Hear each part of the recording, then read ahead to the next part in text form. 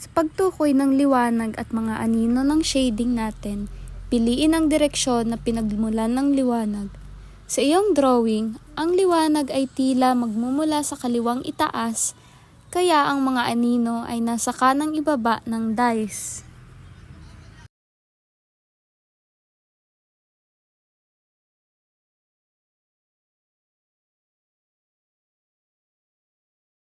Magsimula sa magaan na shading gamit ang HB pencil o kaya kahit anong pencil. I-shade ang mga gilid ng dice na malayo sa liwanag. Ang top face ng dice o ang pinakakita sa taas ay dapat na mas maliwanag kumpara sa iba.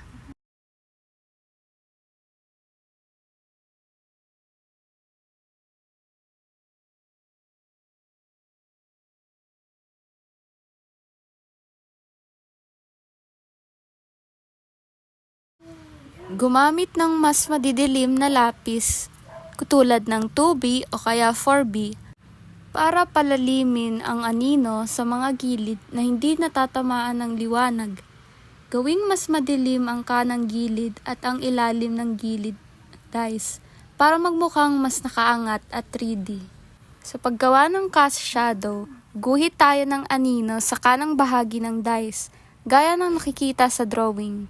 Gawing mas madilim ang anino malapit sa dice at palambutin ang pagkalat nito habang lumalayo. I-blend ang anino gamit ang tissue o kaya cotton buds para sa mas smooth na transition.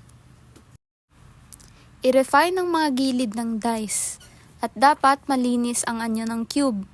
Gawing mas precise ang shading at ang mga butas sa dice upang magmukhang mas realistic.